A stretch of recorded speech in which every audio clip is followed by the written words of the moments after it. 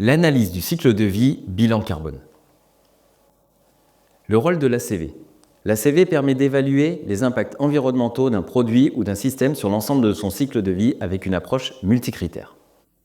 Pour cela, les flux entrant et sortant du produit ou du service étudié, pour chacune de ces étapes de vie, sont comptabilisés et associés à des impacts environnementaux. Dans le cadre de la construction d'un bâtiment, il permet d'identifier les enjeux environnementaux, de proposer un accompagnement et de hiérarchiser des pistes éco-conception, de comparer entre des produits et des concepts, de vérifier la pertinence environnementale et les transferts d'impact d'un matériau, et de communiquer sur la performance environnementale via des arguments précis et pertinents. Et surtout aujourd'hui dans les bâtiments neufs, d'être conforme à la réglementation thermique RE 2020. La méthodologie de l'ACV. Vous retrouverez un graphique en dessous du coup où elle comprend 4 étapes comme définies dans les normes internationales ISO 14040 et 14044.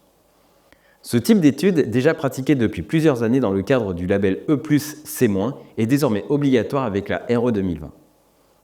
Elle vise à étudier tous les processus et matériaux utilisés pour la construction et permet d'évaluer l'impact carbone du bâtiment sur l'ensemble de son cycle de vie, c'est-à-dire de l'extraction des matériaux jusqu'à leur recyclage. Vous retrouverez un graphique juste en dessous du cours où vous verrez le calcul ACV qui se fait sur 50 ans. L'extraction des matières premières. L'identification et la localisation des matières premières est indispensable pour analyser les consommations d'énergie, la consommation d'eau et les émissions de gaz à effet de serre nécessaires à leur extraction. La fabrication des matériaux et matériels. La transformation en matériaux à partir de matières premières est étudiée pour quantifier l'impact de la production et de la transformation.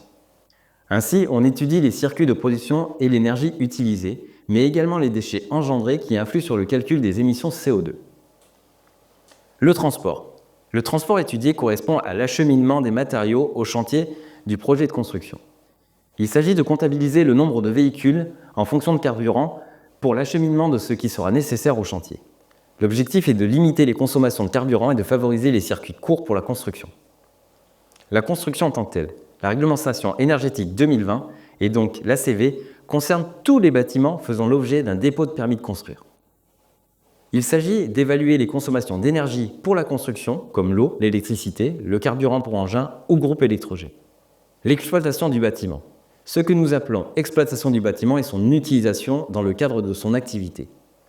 Il s'agit alors de faire ressortir les consommations d'énergie et leurs équivalents carbone durant toute sa vie. La période utilisée par l'ACV est de 50 ans. Tous les matériels ne durent pas 50 ans. Il faut ainsi prévoir le remplacement et les conséquences sur le bilan carbone. La fin de vie. La durée de vie d'un bâtiment étant fixée à 50 ans, il s'agit de prévoir si ce bâtiment en 50 ans va devoir subir des modifications.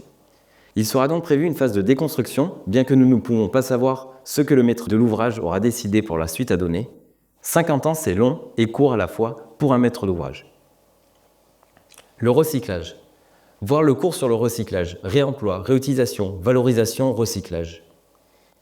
La RE 2020 et l'ACV, dans le cadre de la RE 2020, la performance environnementale prend une place prépondérante qui se traduit par le calcul de l'indice impact. Cet indice est calculé à partir de plusieurs éléments. La quantité peut correspondre par exemple à des quantités de composants, unités, mètres cubes, mètres linéaires, d'énergie, kilowatts d'énergie consommée, ou encore d'eau, les mètres cubes. Que les données environnementales soient proposées par défaut soient issues de la base de données INIES qui édite l'ensemble des fichiers FDES et PEP des matériaux ou matériels. Le facteur d'adaptation du bâtiment, comme par exemple la durée de vie des matériels et leur renouvellement, l'autoconsommation produite localement, etc. Vous retrouverez un visuel juste en dessous du cours sur les facteurs d'adaptation au bâtiment. Afin d'être homogène avec leurs indicateurs de la performance énergétique, celui-ci est ramené à la surface réglementaire et est nommé LC bâtiment, pour représenter l'ensemble des impacts sur le changement climatique de l'opération. Son unité est le kilogramme par CO2 par mètre carré.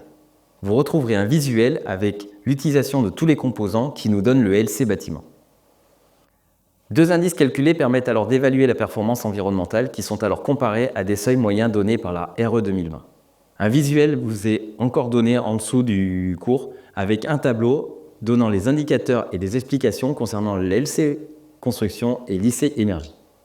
Pour conclusion, l'analyse du cycle de vie, ACV, est un outil incontournable dans la démarche de construction durable, permettant d'évaluer l'impact environnemental global d'un bâtiment tout au long de son existence, de l'extraction des matières premières jusqu'à la fin de vie. La méthodologie ACV, associée à la réglementation RE 2020, offre une vision complète des consommations énergétiques, des émissions de CO2 et des besoins en matériaux, tout en mettant en avant l'importance des recyclages et de la gestion des ressources. Maîtriser cette analyse permet d'optimiser les choix de conception et de contribuer à des projets plus respectueux de l'environnement.